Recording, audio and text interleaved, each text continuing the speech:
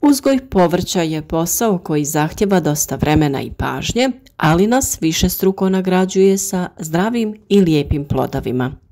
Ukoliko želite da uzgajate biljke provjerene kvalitete i u kontroliranim uslovima bez hemikalija i štetnih tvari, najbolje je da ih uzgojite sami iz sjemena.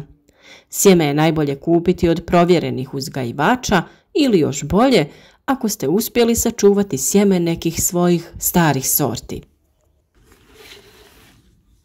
Uzgoj biljaka iz sjemena nije težak posao, ali iziskuje određeno znanje kako bi bilo uspješno. S obzirom da imamo dosta novih pratitelja, želim da napomenem, ukoliko vas zanima uzgoj voća i povrća, a sviđa vam se način na koji mi to radimo, zapratite naš kanal i obavezno kliknite na zvonce pored znaka subscribe kako bi dobivali obavijesti o svakom novom videu.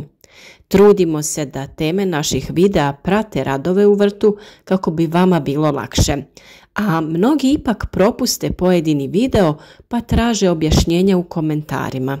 Mi se stvarno trudimo odgovoriti na što više vaših pitanja, ali nekad ne stižemo ili se vaš komentar nekako izgubi u obavijestima.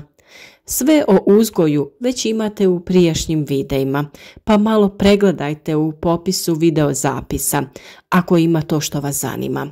Mi svakako nastavljamo sa radom i obradom svih tih tema kako odrađujemo pojedine poslove u našem vrtu.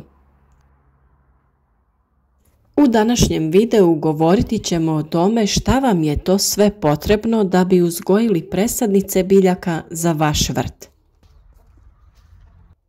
Nedavno smo objavili video u kojem je detaljno objašnjeno kada je potrebno sijati sjeme ovisno o mjestu na kojem ćete saditi izrasle biljke, u grijani ili negrijani plastenik ili na otvoreno.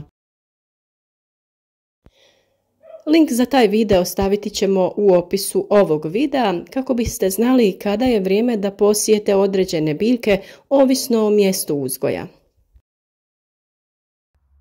Pa da se mi vratimo potrebnom materijalu. Prvo što vam je potrebno jeste kvalitetan supstrat namijenjen za sijanje sjemena.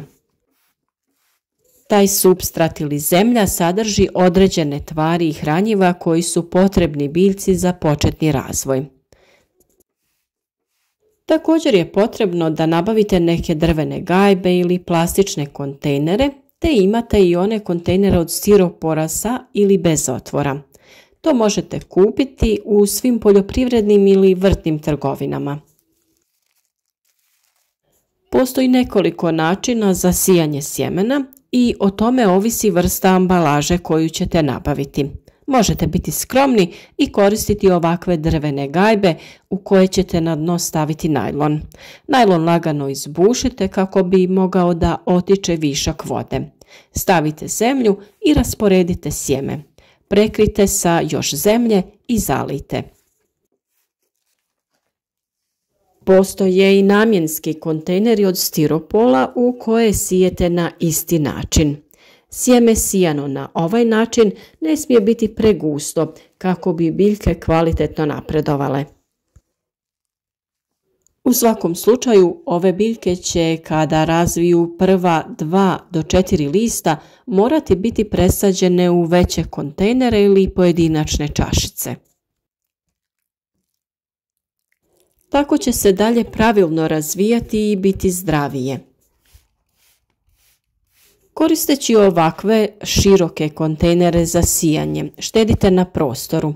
To je vrlo važno jer je potrebno održavati neophodne uslove što se tiče vlage i temperature. To je svakako lakše raditi ako imate manji broj kontejnera i samim tim potrebno je imati manji prostor za čuvanje istih. Ukoliko raspolažete sa većim prostorom, možete nabaviti i plastične ili kontejnere od stiropora koji imaju pregrade. U tom slučaju se svako sjeme sije u zasebnu rupu i nema potrebe za kasnim presađivanjem.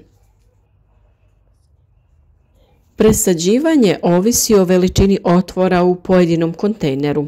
Kod manjih otvora presađivanje je opet potrebno, a kod onih većih nema potrebe za presađivanjem. U svakom slučaju, vi odaberite način na koji vam je lakše raditi i prilagodite to vremenu sa kojim raspolažete. Vrlo je bitan i prostor koji imate kako bi osigurali kvalitetne uslove za razvoj biljaka. U slučaju ranog uzgoja presadnica potrebno je osigurati grijani prostor i svjetlost.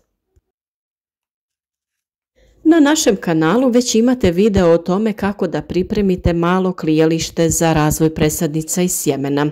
U njemu jednostavno možete osigurati neophodne uslove što se tiče idealne temperature i svjetlosti. Ne mora to biti veliko klijalište, biljke brzo niknu te ih možete premjestiti i staviti sljedeću rundu. Tako ćete rasporediti obim posla kako vam sve biljke ne bi bile u istoj fazi.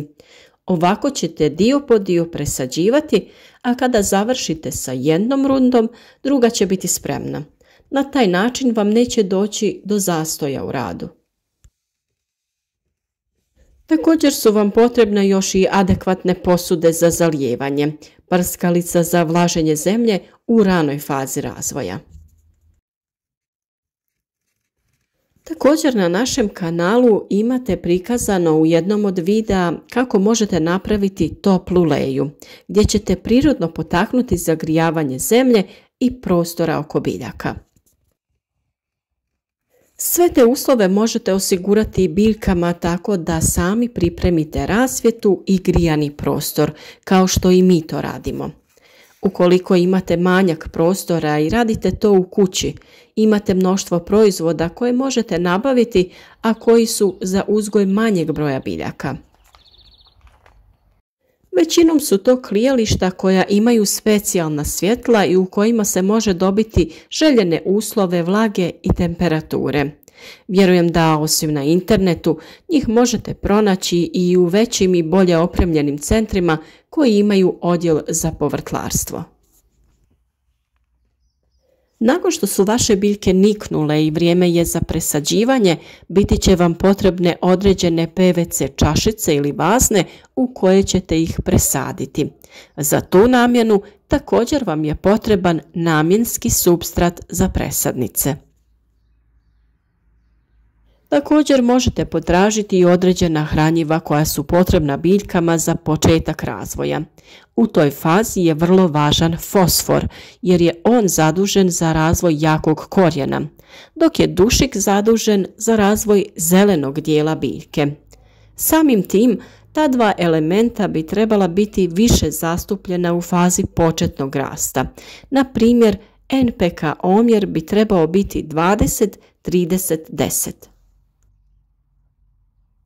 O svemu tome smo već dosta govorili i pričati ćemo u narednom periodu. Ovo je sada samo informativno o tome šta sve trebate pripremiti ukoliko se odlučite da sami uzgajate vlastite presadnice. U slučaju da želite da se bavite uzgojem presadnica radi prodaje, to je također lako ostvarivo uz adekvatan prostor. Potrebno je imati grijani prostor u kojem možete održavati potrebnu temperaturu za klijanje sjemena i daljnji razvoj biljaka, te dovoljno svjetlosti naravno. Svakako možete troškove smanjiti na minimum improvizacijom i izradom vlastitog klijališta prateći savjete koje vam mi dajemo. Još jednom napominjem da zapratite naš kanal i kliknete na zvonce jer jedino tako ćete svakodnevno biti u toku sa radovima koje je potrebno obavljati u vašem vrtu i oko vaših biljaka. Ostanite svakako s nama u narednom periodu kako biste saznali sve što je potrebno za uzgoj zdravih i jakih presadnica. Januar je vrijeme kada nemamo toliko posla u našem vrtu, pa se možemo posvetiti planiranju i nabaviti sve što nam je potrebno za uzgoj i prihranu naših biljaka. A naravno tu je i slobodno vrijeme za učenje novih stvari i usavršavanje, pa posjetite neki seminar u blizini ili pregledajte ostale video zapise koje smo vam nesebično podijelili na našem kanalu.